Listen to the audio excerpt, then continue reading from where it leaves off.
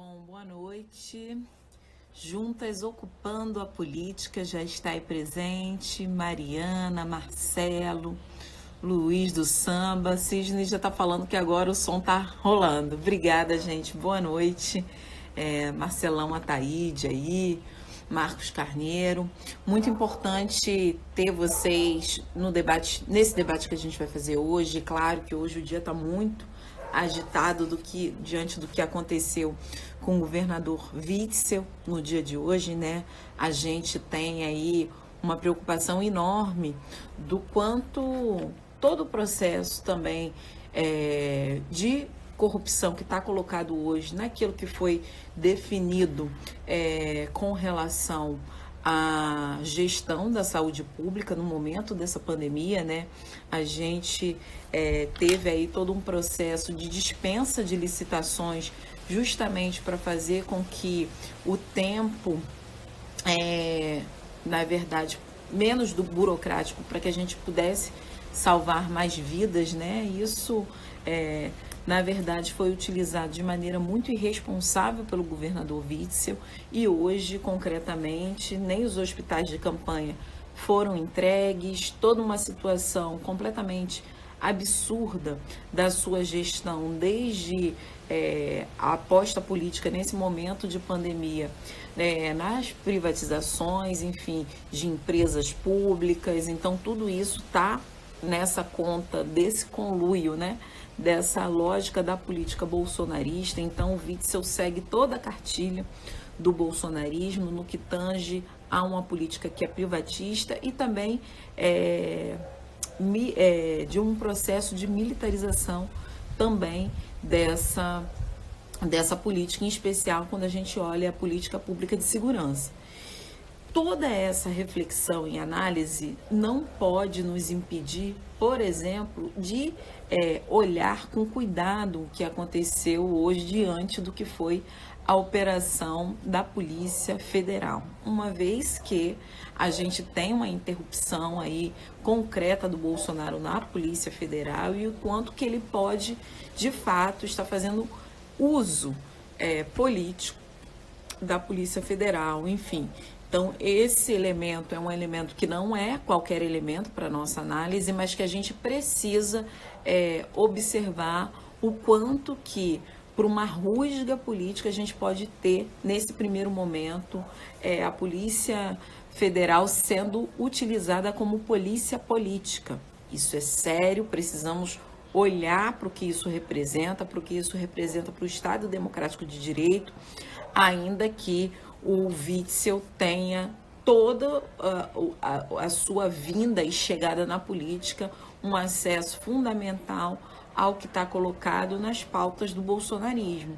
Então, a gente precisa olhar para isso com muitos critérios, mas também de uma maneira muito crítica. Afinal de contas, o Rio de Janeiro, em plena pandemia, viveu um processo de corrupção na saúde pública, é criminoso, é escandaloso, mas a gente também não pode deixar que esse seja o momento das justificativas, desde justificar a venda, né, colocar o patrimônio do Rio de Janeiro num balcão de negócios, como o Witzel está fazendo com as privatizações, mas também a gente não pode deixar que o Bolsonaro se sinta fortalecido e legitimado a interferir diretamente nas ações da Polícia Federal, enfim, colocando ali a polícia a serviço do seu governo, né? Isso é muito danoso. A gente viu o que aconteceu nessa intervenção na Polícia Federal do Rio de Janeiro, então nos causa muita preocupação e precisamos estar muito,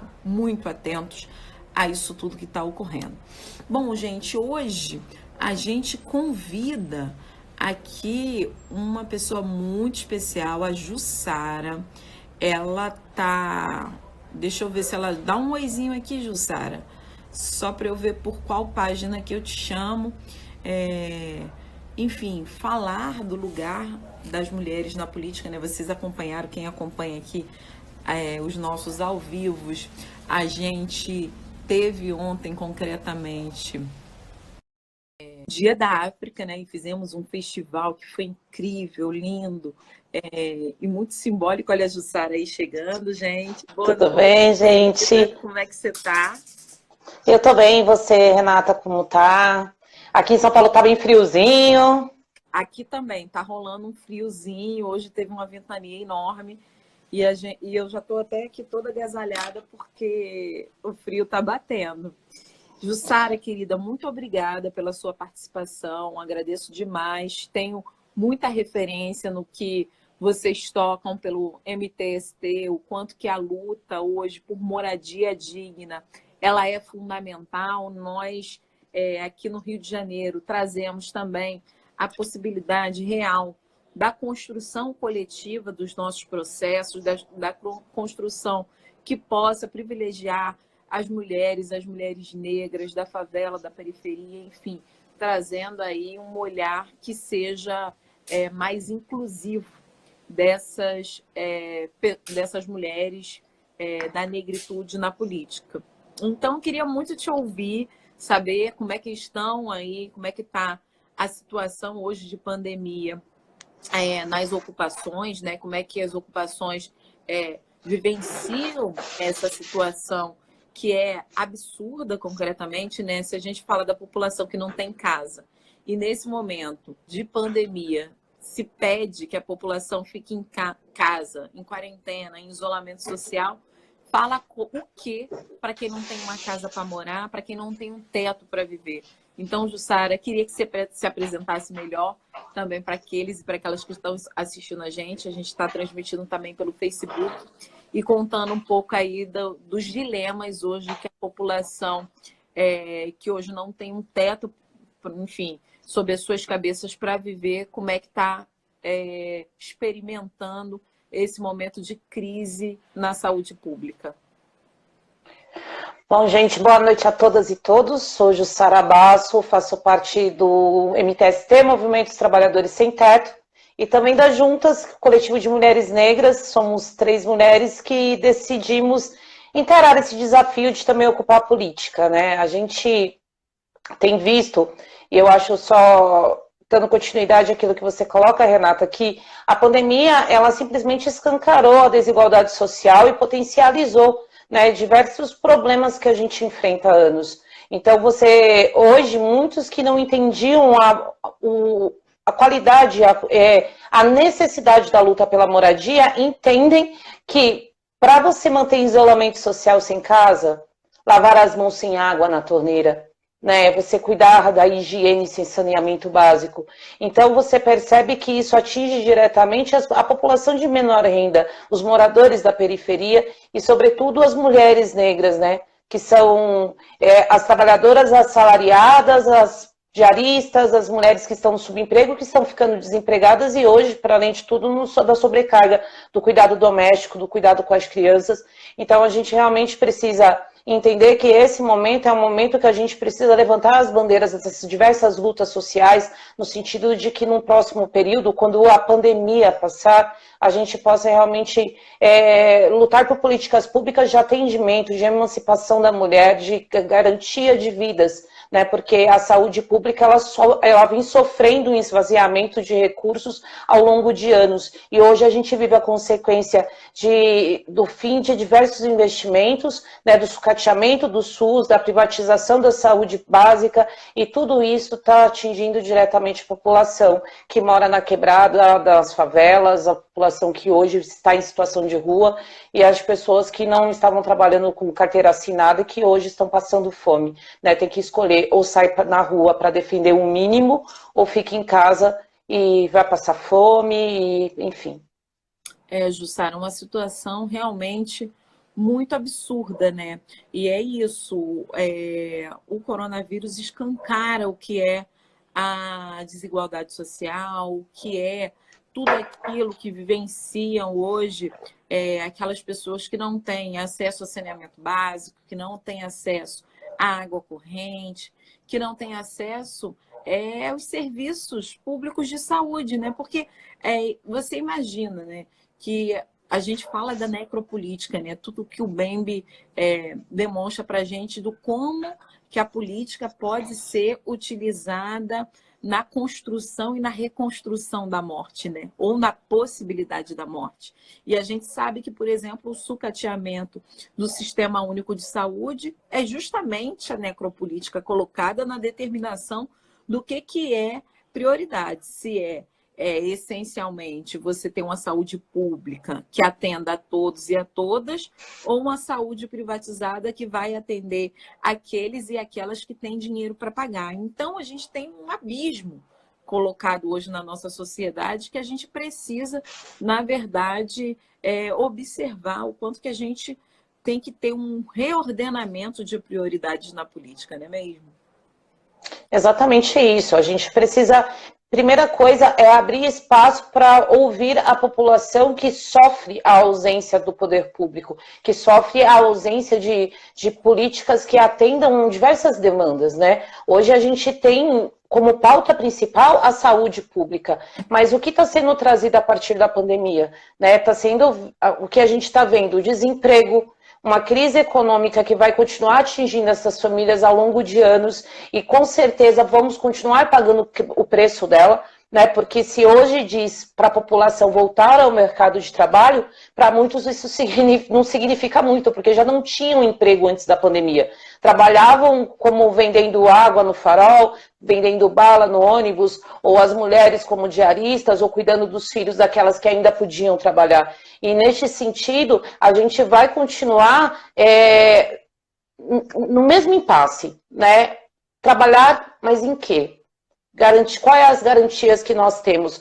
Qual é o salário que é destinado ao pobre trabalhador? O salário mínimo, que não garante nem mesmo 15 dias da alimentação de uma família hipernumérica. As famílias são 5, 6, 7 pessoas em uma casa. Então, você já não tem casa, você já não tem saúde, você já não tem emprego, você já não tem educação, você já não tem transporte. É bastante complicado entender o seguinte: hoje, falar sobre a desigualdade social meio que virou modismo, mas a desigualdade social ela sempre existiu e a gente precisa realmente combatê-la, né, de forma efetiva. Isso só vai acontecer, de fato, construindo políticas públicas de atendimento para essas pessoas, né? A necropolítica que é dita não é só as políticas que não atendem a população, é a ausência de políticas públicas que atendam a população de baixa renda, é a ausência de políticas públicas que olhem para cada trabalhador e trabalhadora com as suas particularidades, os seus locais, nos locais onde moram. Garantia de vida significa garantir moradia, educação, saúde, trabalho e, sobretudo, assim, dignidade, né? A nossa dignidade, eu acho que está acima de tudo. Então, as pessoas realmente precisam ter todos os direitos resguardados. Exatamente. Até parece que antes da pandemia não existia a vulnerabilidade, não existia a pobreza, não existia todo esse processo de exclusão, né, que a gente está falando, né, Jussara, que no final das contas é isso, né?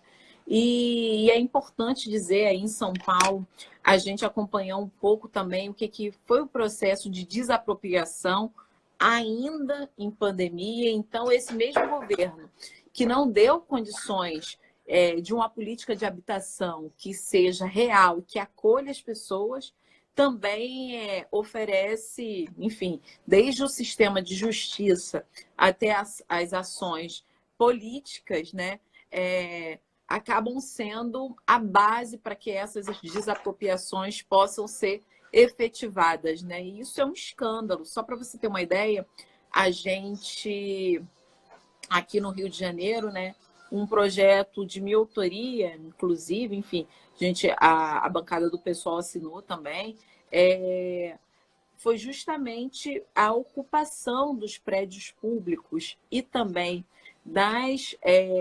dos prédios privados que estão abandonados como locais de abrigo para a população que hoje vive em situação de rua ou que vive, enfim, que não tem teto, que não tem uma casa, que não tem possibilidade de pagar aí um aluguel, ainda que seja o aluguel social. Enfim, e até hoje o projeto foi aprovado e, infelizmente, o governador do estado ainda não sancionou. Então, olha que situação, né? A gente tem essas pessoas mais fragilizadas ainda, podendo pegar concretamente o coronavírus e, ao mesmo tempo, você não vê vontade política para sair desse ciclo tão terrível, não é mesmo? Exatamente. Existem políticas sendo criadas que ou não ou depende da sanção de um chefe de executivo, né, que não entende a necessidade dessa política que foi, dessa lei criada, ou que não simplesmente não se discute, né? O município de São Paulo tem uma lei que garante a toda mulher vítima de violência doméstica o aluguel de um quarto de hotel. Nenhuma mulher até hoje foi acolhida, mesmo com o aumento das estatísticas da violência doméstica. Então você percebe que existe simplesmente a pandemia sendo usada como também um mecanismo de higienização de genocídio, né? Porque quem está sofrendo com isso é justamente a população mais pobre. E neste sentido, tanto faz, porque para eles, porque o rico ele vai para o Albert Einstein, ele vai para o Sírio-Libanês, ele vai ter um atendimento de ponta, ele vai ter o leito de UTI e até mesmo o leito de UTI do SUS garantido para ele, enquanto os pobres estão em fila aguardando a vaga que não sai, aguardando o auxílio emergencial que não vem, que é um valor irrisório, né? Porque as pessoas ganhavam 2, 3 mil reais por mês, hoje 600 reais não garante nem mesmo a alimentação de uma família. Então você continua e ainda assim é maior do que os 200 reais, que era o auxílio miséria proposto por Bolsonaro, né? Ainda bem que conseguimos aumentar o valor, mas ainda é muito pouco. E muitas famílias ainda não conseguiram ter acesso a isso.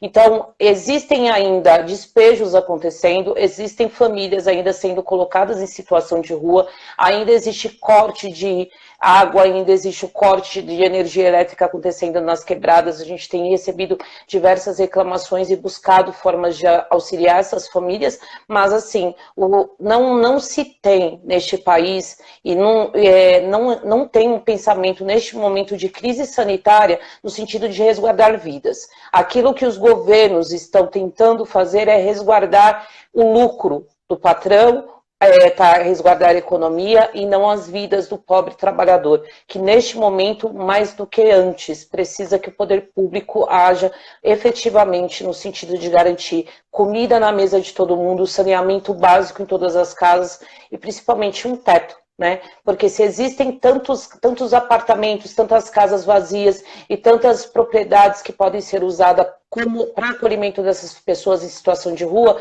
nós sabemos que existem mecanismos que garantem esse acolhimento e que não estão sendo usados nesse momento. Para se ter uma ideia, uma questão, equipamento de saúde, o Hospital Sorocabana, aqui em São Paulo, que permanece abandonado e poderia hoje estar, são 5 andares, é um equipamento que poderia estar sendo usado como hospital de campanha para atendimento do Covid-19 e, no entanto, continua abandonado. E é uma bandeira muito antiga, né, da militância da saúde aqui da região, que não, infelizmente, permanece da mesma forma.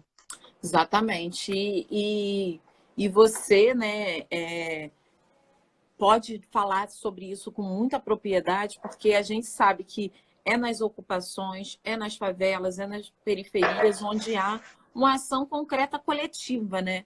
De sobrevivência coletiva. Exatamente nesse momento em que a gente precisava ter o poder público assumindo aí a garantia de vida dessas pessoas, o poder público lava as mãos, né? Claro que a gente teve a renda básica aprovada, enfim, Bolsonaro queria no primeiro momento R$200, mas depois de muita pressão foi colocado os R$600, mas isso são as pessoas, para aquelas pessoas que são visíveis, porque ainda há muitas pessoas invisíveis que não conseguiram efetivamente a ajuda de custo, e aí é importante a gente falar também, Jussara, das especificidades, né? São Paulo, por exemplo, assim como o Rio de Janeiro, tem as suas capitais mais caras do Brasil. Então, R$600 não atende, inclusive, toda a possibilidade de comprar uma cesta básica. Então, falta ali. Nesse sentido também, a gente apresentou um projeto de lei fazendo um complemento de R$150 para essa renda básica, justamente entendendo que cada estado também vai ter que se adequar diante do alto custo de vida que está colocado em cada um desses espaços, né? Porque há muitas especificidades, né? Tem, por exemplo, estados que não têm tantas favelas e periferias como tem no Rio de Janeiro, como tem em São Paulo. Então, a gente vai ter que também produzir políticas públicas que atendam efetivamente a essas pessoas. E aí, Jussara, eu também queria trazer um outro debate, né? Você que faz parte, enfim, dessa coletiva de mulheres, né? Tem uma fala enfim, da Carolina Maria de Jesus, que diz, enquanto o povo que passa fome não chegar no poder, não ser presidente da República, dificilmente a gente vai mudar essa história, né? Então, é fundamental toda a construção que a gente tem feito, justamente também pensando nessas mulheres que podem sim ocupar os espaços de poder, que não só podem, como devem, né? A gente não tem ilusão nenhuma sobre esses espaços, porque esses espaços reproduzem uma lógica patriarcal, né, que é racista, que é machista, LGBTfóbico, mas a gente sabe também que ocupar esse espaço é uma forma da gente produzir políticas públicas que atendam e garantam a vida das pessoas, né, das pessoas que sempre foram as mais vulneráveis, que são as mulheres negras, os homens negros e aqueles e aquelas que vivem nas favelas e nas periferias. Como é que vocês estão pensando aí a ocupação na política? Bem, primeiro é claro, você sabe disso, que a gente vai ter inúmeros desafios, né? Ele começa agora, porque somos mulheres negras, periféricas, que não têm familiares políticos de carreira, ocupando cadeiras. Então, esse desafio ele se inicia agora. E, além de tudo isso, o desafio de ser mulher, de ocupar um espaço extremamente machista, porque quem está no poder do país até hoje tem cara, tem raça, tem seus preconceitos, tem toda uma estrutura em suas mãos e está lá durante anos. Então, a gente sabe o tamanho deste desafio, mas o que a gente preza muito é a qualidade da construção coletiva que a gente traz do movimento da luta por moradia, né? A construção de empoderamento coletivo que leva uma grande massa para as ruas, reivindicando direitos, e é isso que a gente quer levar. O elemento principal dessa construção é a ideia mesmo de que a gente possa dialogar nas nossas quebradas. Nós estamos representando as 3 regiões de São Paulo, Sul, Norte e Leste, e nesse sentido levar os debates para a nossa quebrada e trazer a força das mulheres, dos companheiros, das crianças com a gente, dessa luta coletiva mesmo que a gente vem travando há anos. Sem dúvida, Jussara, e já vejo aqui assistindo a gente várias mulheres que podem, não só podem, como devem estar somando forças aí na política. Vejo aqui a Natália, um beijo, Natália, bem grande para você. A Cláudia Greenberg também, que é uma querida. A Railane, que é de Alagoas, nordestina, que vem acompanhando também a construção da nossa mandata. A Mônica Cunha também, que é uma mulher que transformou o luto e luta, também é uma dessas figuras que a gente quer que esteja na linha de frente da política, colocando o debate da população mais pobre, das mulheres negras. Então, eu acho que nessa construção também, Jussara, a gente precisa levar muito em conta a defesa intransigente da vida, né? Da possibilidade de vida. Então, é importante falar que toda essa construção precisa ser coletiva, mas ela precisa ser precedida também de um debate de quais são as políticas que a gente vai defender quando chega num lugar como esse, né? Eu falo e muitas vezes, né, a violência política ela está colocada e por diversas vezes, agora mesmo, antes de eu te convidar, eu lembrava do processo de cassação que o governador aqui do estado pediu, enfim, encabeçou contra o nosso mandato. Nosso mandato tinha 3 meses e pouco, porque a gente tinha fiscalizado o trabalho dele, tinha fiscalizado a política pública de segurança dele. Então, hoje, por exemplo, que a gente está aqui muito preocupado com o que com o que pode acontecer com a nossa democracia, e todas essas pessoas fazendo uso do instrumento político daquilo que deveria ter autonomia. Por exemplo, a Alerj deveria ter autonomia para investigar o governador. Fizemos e o governador pediu cassação. Então, lá atrás, eu fui alvo de uma perseguição política do governador daqui do estado do Rio de Janeiro. E hoje ele pode estar sendo alvo de uma perseguição política feita pelo Bolsonaro. Então, olha como é que a lógica também de apropriação desses espaços de poder também pode girar para um lado muito autoritário. Então, por exemplo, o Bolsonaro enxerga a Polícia Federal como se fosse uma polícia política. Então, ele pode estar resolvendo dessa forma as rusgas dele com o Witzel, mas, ao mesmo tempo, o Witzel tem as mesmas ferramentas e instrumentos do Bolsonaro. Ele não pode ser encarado como uma pessoa, o bastião contra o fascismo, contra o... Não dá, né? Ele foi eleito no palco do Bolsonaro, ele toca a política do Bolsonaro, assim como o Dória em São Paulo, né? Eles foram eleitos no mesmo palco do bolsonarismo. Então, eles continuam tocando a pauta bolsonarista privatista e a pauta da militarização, né? Da militarização da política, da polícia, da realidade, né? Como é que você vê isso, Jussara? Primeiro que a gente vê uma briga por poder, né? Na verdade, o que a gente tem visto é surgindo diversos heróis que estão focados nas eleições de 2022. E a gente precisa tomar muito cuidado com essa rusga criada entre os governadores e o Bolsonaro, que neste sentido a gente, como você bem disse, né? Todos foram eleitos no mesmo palco, destilando ódio, com discurso de ódio, com discurso contra o negro, contra a mulher. E nesse sentido, você percebe que existe uma crise sanitária, uma crise política e uma crise política, né? E a letalidade da polícia militar em nenhum estado brasileiro foi diminuída nesse período de reclusão, de quarentena que a gente está vivendo.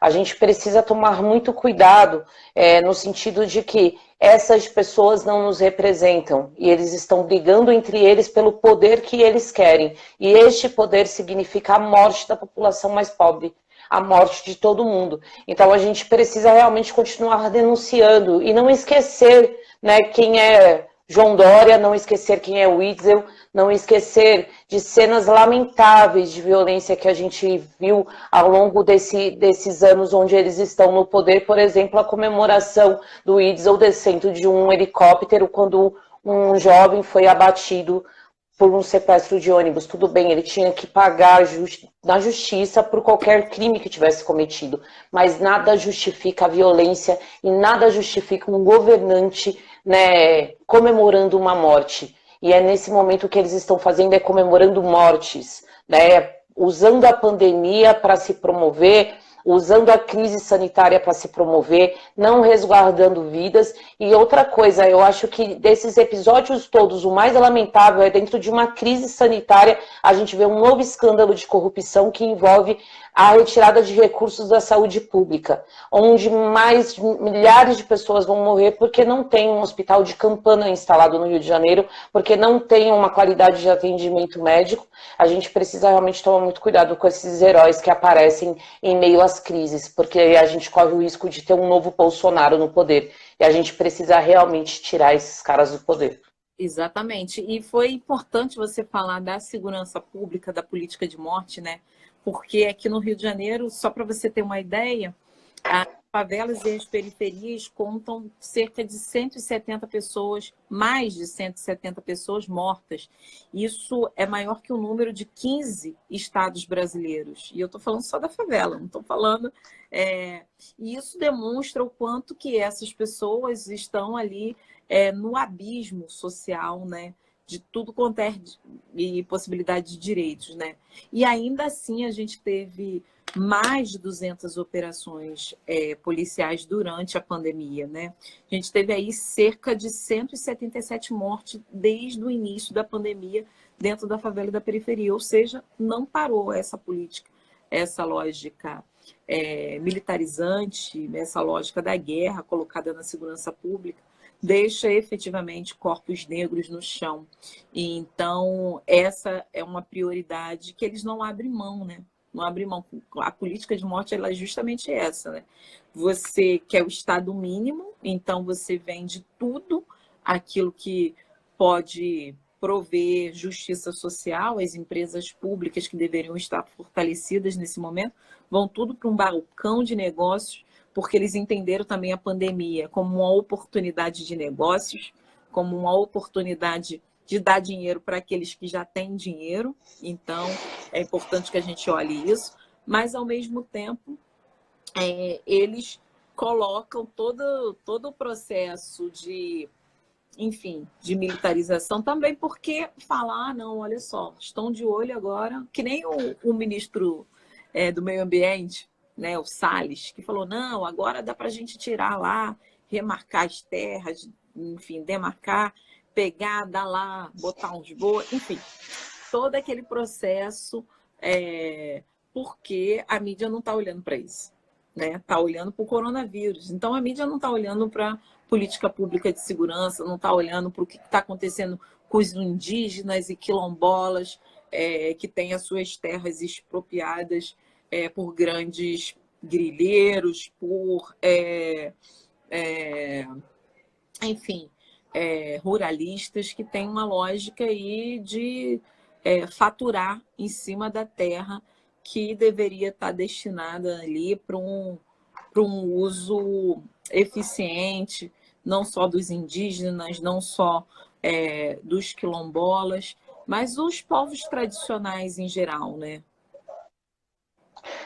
A gente, na verdade, ninguém está olhando muito para aquilo que está sendo desconstruído ou construído debaixo dos panos no momento em que todo mundo está voltado para o número de mortes que tem ocorrido, para, enfim, para a falta de atendimento às pessoas que hoje estão se contaminando com o Covid. E, nesse sentido, vários ataques continuam ocorrendo, não só aos povos originários, mas também às mulheres, aos jovens, às crianças, porque no Brasil, diferente de outros países, a maior letalidade do Covid não diz respeito à sua idade.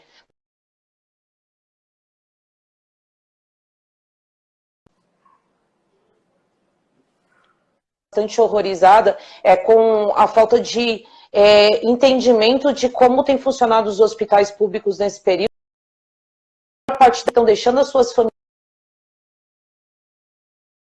para estarem nos hospitais no atendimento, sem IPIs, sem garantia de hotéis que tenham uma noite bem dormida, né? São funcionários que estão dormindo em corredores, em locais extremamente insalubres, com cargas horárias extremas, indo ao cúmulo da exaustão, e muitos funcionários da saúde também morrendo. Enquanto isso, a gente continua debatendo os absurdos ditos pelo presidente da República e outros absurdos também cometidos pelos governantes. A gente muito triste a gente entender que a gente tem um desgoverno com tal potência que a gente não consiga combater uma pandemia, que a gente não consiga acolher o nosso povo, que a gente não tenha respostas para nenhuma das questões que são colocadas, seja elas quais forem, desde a pandemia, aumento da violência contra a mulher, as pessoas que continuam em situação de rua, e a gente só vê o Bolsonaro soltando piada,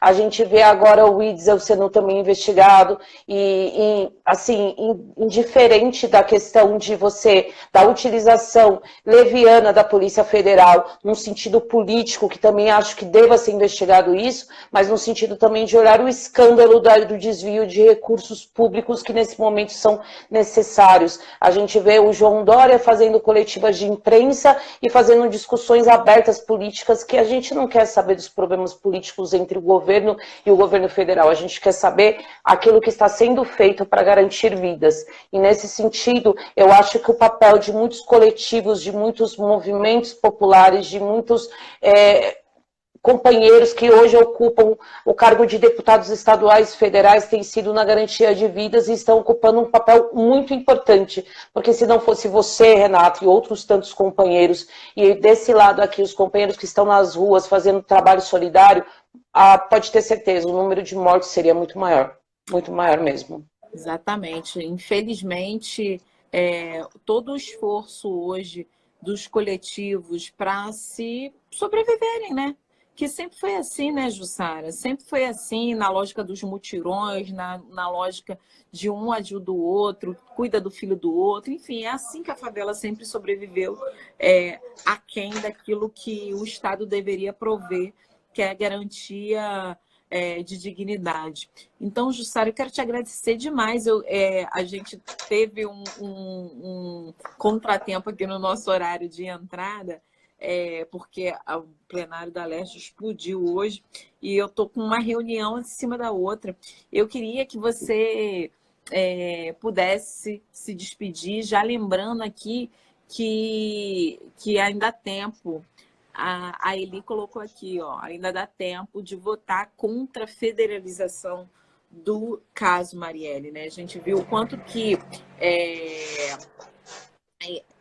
a Polícia Federal pode estar sendo utilizada de uma maneira absurda e o quanto que a federalização do caso também vem nesse bojo, né, dos interesses da família Bolsonaro. E isso é muito terrível que aconteça exatamente nesse momento. Então, entra lá no site federalizaçãonão.org e vota lá, e, enfim, se inscreve lá, assinem, para que a gente não tenha aí o feminicídio político de Marielle Franco, né? Eu tenho, Jussara, trabalhado com esse conceito de feminicídio político, porque a gente tem que dizer o que acontece com as nossas mulheres que estão na linha de frente da política. Elas são violentadas politicamente, né?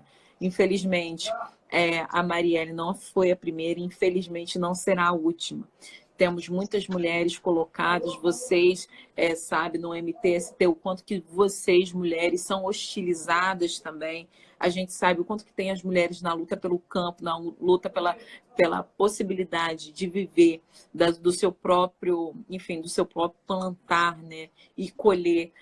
Essas mulheres também são violentadas, violadas. Então, a gente precisa dizer que o feminicídio político ele existe.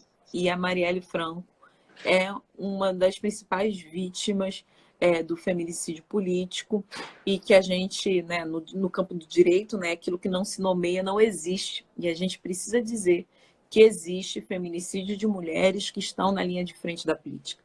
E é por isso que eu te convido, Jussara, agradeço que a gente possa fazer mais lives, enfim, mais ao vivo juntas. Eu vou gravar a live, ó, tem aqui, ó, Cachos de Miranda pedindo para eu gravar live, vou gravar, vamos jogar nas nossas outras redes sociais, vamos jogar no YouTube, inclusive, porque... E é isso, ó, Flavinha tá lembrando aqui, todas as lives que a gente está fazendo, a gente está botando no YouTube. E ontem, Jussara, foi o Dia da África. Então, a gente passou o dia fazendo um festival nas nossas redes sociais. Conceição Evaristo, aquela maravilhosa, entrou para dizer que se eles combinaram de nos matar, nós combinamos de não morrer, né? Muito obrigada, Jussara, pela sua participação. Eu que agradeço, muito obrigada mesmo, Renata. Eu acho que nesse momento tão triste da nossa história, a gente precisa realmente unir forças, né? E nesse sentido, nós mulheres, a gente se solidarizar umas com as outras e em memória daquelas que foram vítimas desse estado tão violento, tão tenebroso.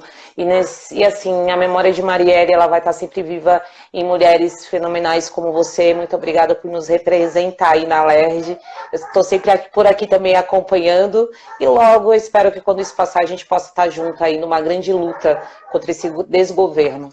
Com certeza, Jussara. Muito obrigada. Um beijo em você, no beijo daquela mulherada toda, muito forte e aguerrida do MTST, das ocupações aí em São Paulo. Um beijo, Natália, enfim, um beijo nessas mulheres que nos inspiram, né? E aí, lembrando também, a gente está agora, está rolando, e eu vou dar uma corrida lá agora, uma campanha do Luto à Luta, campanha denúncia nas redes sociais, justamente sobre o assassinato do menino João Pedro, aqui em São Gonçalo, de 14 anos, uma operação policial da Polícia Federal e da Polícia Civil, né? A gente precisa lutar por justiça e para que essas coisas não voltem a se repetir, né? Então, Jussara, exatamente. Muito obrigada, querida. Um beijo grande. Beijo. Cuide-se. Cuide-se. Agradeço a todo mundo que ficou aqui com a gente até agora também. Beijo grande, vamos que vamos para a luta.